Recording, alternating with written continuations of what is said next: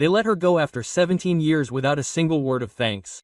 Helen stood silently outside the restaurant, holding an old cardboard box in her hands. Her eyes were blurred by tears in the cold rain, and now, at the grand opening of a restaurant that bore her name, Helen still didn't understand why she had been invited. Suddenly, 5 Rolls-Royces pulled up to the curb at the same time. An elderly man with silver hair, graceful and dignified, got out. He looked at her for a long moment and then asked softly, "Was that the one who fed a little boy every day for 10 years?" Helen nodded in surprise. His voice broke. "They had no idea that this boy was my grandson." And then, out of the car behind him, got the boy from years ago. Smiling, warm, and beaming as always. Helen was in her early 40s and worked as a head chef at a small family-run restaurant called Rosemary's Table. Tucked away in a quiet corner near the city park, she worked quietly and steadily, like a kitchen light that never went out.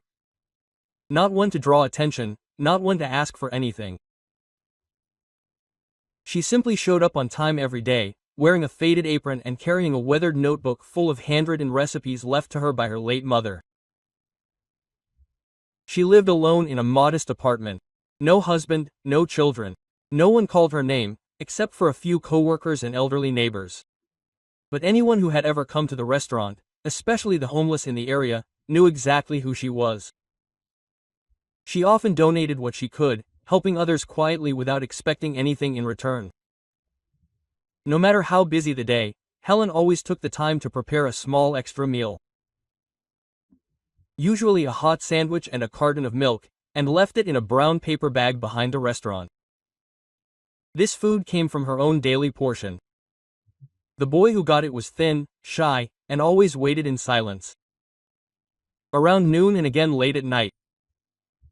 She never asked his name, never cried, and never made any demands. "I don't need to know why," she once told a nagging manager. "All I need to know is that a child doesn't go to bed hungry." This was Helen, an ordinary woman with an extraordinary heart. The boy's name was Evan. When Helen first met him, he was just 7 years old, small for his age, with thick curly hair and cracked hands from the cold. He wasn't like other children. He didn't fidget, he didn't cry, he just sat there, curled up in a corner outside the restaurant, silent as a shadow, his big eyes always looking down. Oren never begged.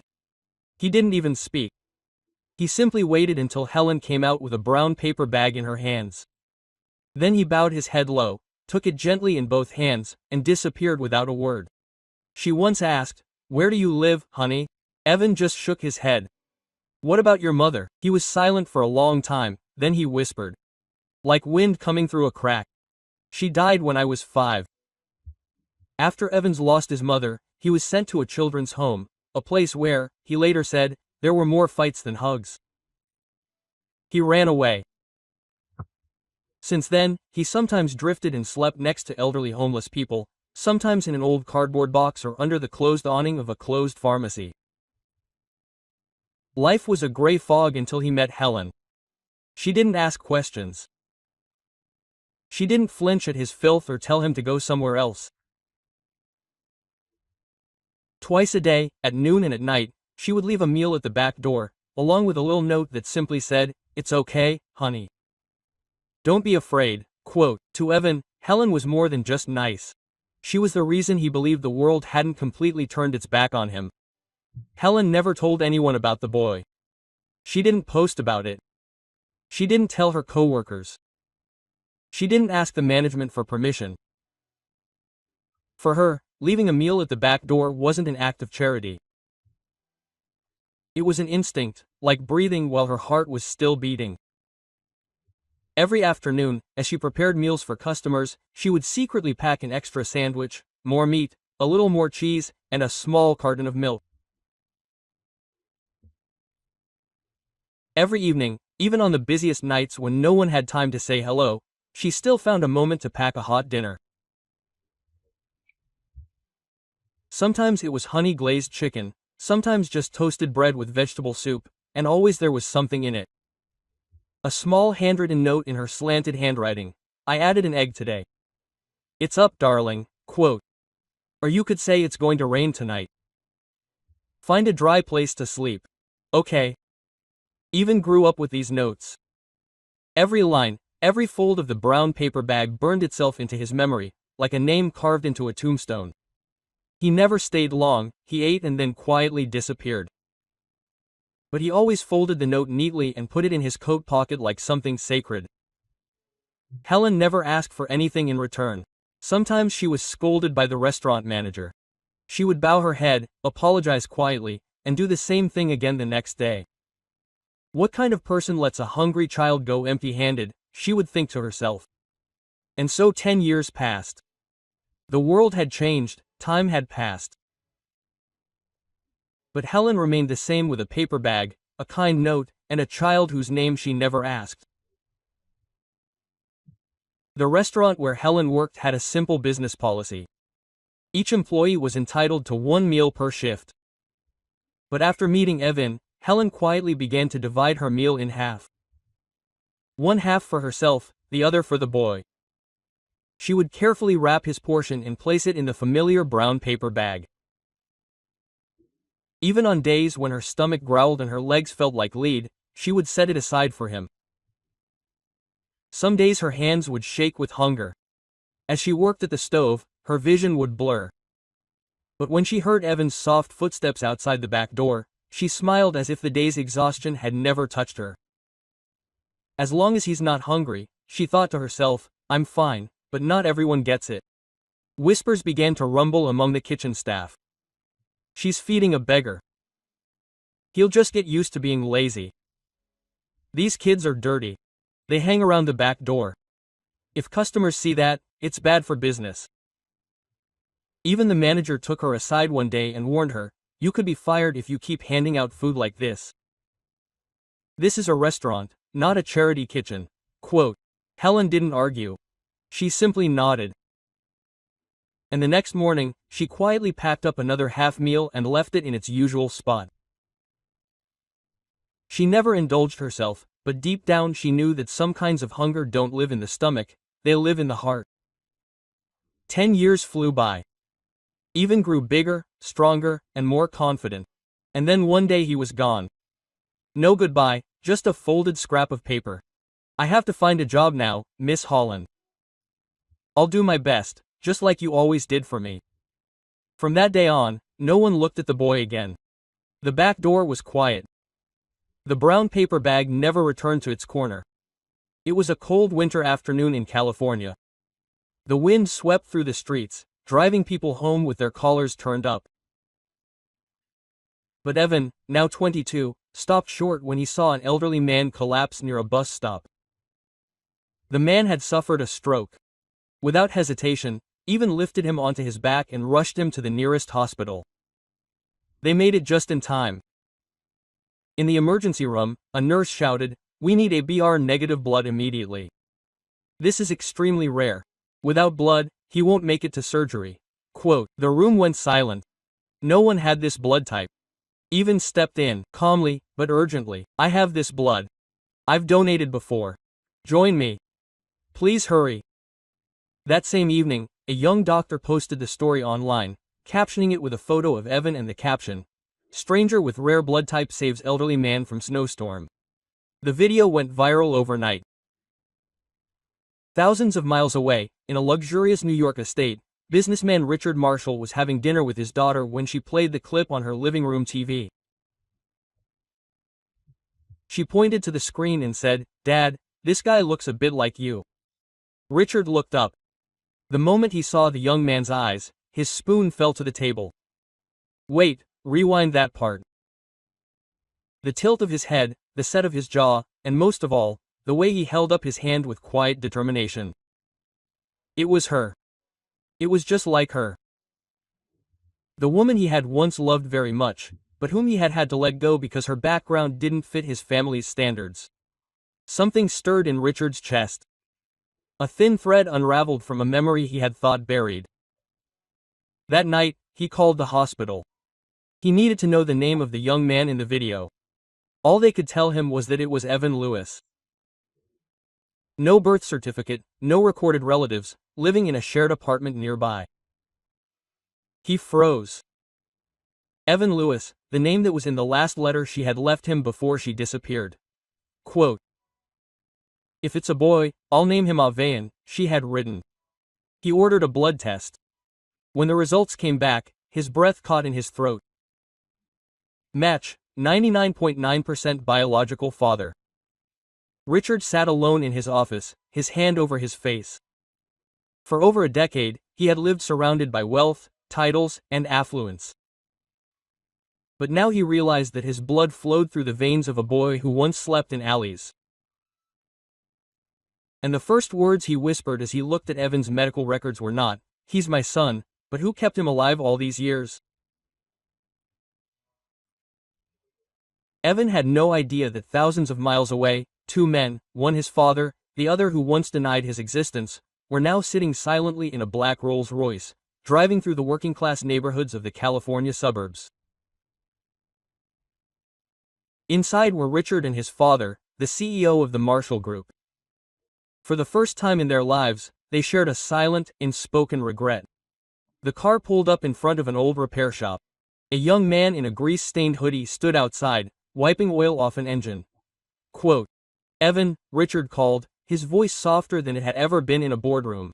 The young man turned in confusion. For a moment, all three of them froze. Time seemed to stand still. The grandfather stepped forward. His hands trembled as he removed his sunglasses and took in Evan's face. The high cheekbones, the deep eyes, the furrowed brow. Just like the woman he once said wasn't good enough for his son. "You look so much like your mother." Richard stepped forward next, his eyes red. He raised a hand, but he didn't dare touch him yet. "You're Evan, aren't you?" "Yes, sir, but who are you?" Richard took a step closer and pulled him into a gentle embrace. An embrace that seemed to gather and hold all the lost years. "I am your father and this is your grandfather." Evan stood still, frozen in an embrace that felt both strange and indescribably warm at the same time. Part of him wanted to pull away, part of him didn't. "How? Why now?" He whispered. They sat down next to each other and Richard slowly told him everything about the past, about the DNA test, about how they had found him. He didn't apologize, he just spoke haltingly honestly. No apology could undo the lost time, but the long, silent embrace said what words couldn't. After a while, Evan stepped back gently, looked at the two men in front of him and said, "I don't want any money. I don't need a name or a title." Quote. He paused and then continued, "But I do want one thing. Help me find the woman who has supported me for 10 years. I owe her my entire life." In a faraway place, life had changed. The restaurant where Helen once worked had been bought by a major corporation. With the change came young executives, tablets, efficiency systems and sobering clinical numbers. Helen was told she was too old-fashioned, out of date, and so she was fired. Helen didn't protest, she didn't plead, she just walked out quietly, her old apron clutched in her arms, as if she were holding on to a piece of her quiet life that no one else remembered. Eventually, she found a new job at a small grocery store nearby. Then one morning, she received an invitation in the mail.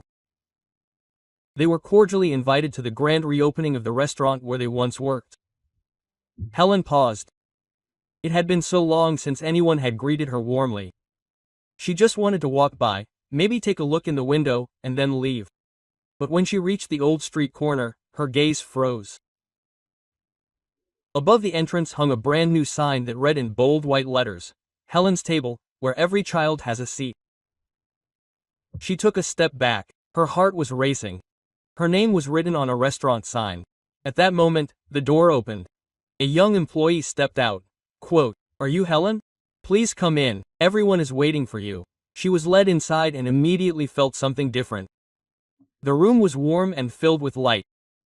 But it was the way people looked at her that unsettled her. Not curiously, but respectfully, so gently that she could hardly look up.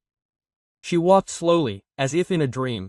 Several people stood up. A woman nodded slightly at her. A little girl tugged on her mother's sleeve and whispered, "Mama, is that her?" Minutes passed in silent silence. Helen still didn't understand what was happening. Then the sound of engines drifted from the street. 5 Rolls-Royces pulled up one behind the other like a formal procession. The doors opened. An elderly man stepped out, tall, silver-haired, in a gray suit, and with an expression that was both dignified and deeply human. He approached her slowly, studied her face, and asked with quiet awe, "Are you the woman who spent 10 years looking after a homeless boy behind the back door?" Helen blinked, then nodded. The man smiled, his eyes gleaming with emotion. Quote, "This boy is my grandson. My name is Richard Marshall, chairman of the Marshall Group." A gasp went through the restaurant, but before Helen could answer, another figure stepped out of the last car. A young man. He walked quietly toward her and stopped. He just stood there, his eyes fixed on her, as if waiting for a memory to return. Helen looked up. Something about him seemed painfully familiar, even though it had no name. Then he bowed slightly and placed a small box in her hands. "Do you remember it?" She opened it. Inside was an old, carefully folded scrap of paper. In faded handwriting it said, "I packed you extra milk today." "Okay, darling."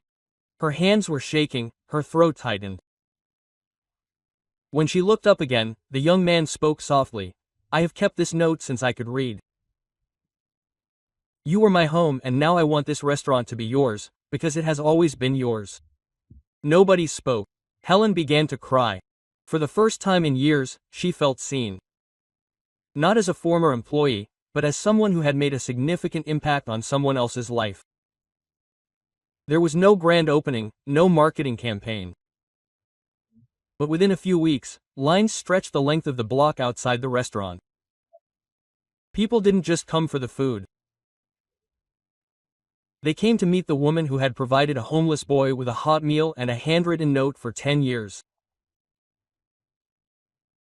Every day, dozens of free meals were prepared especially for the homeless. No names were mentioned, no judgment was made. All they had to do was knock on the door and a meal would be waiting for them. Helen kept none of the profits for herself. She used them to expand the kitchen, hire new staff, many of whom had previously lived on the streets, and, most importantly, to ensure that no child in the neighborhood ever went to bed hungry.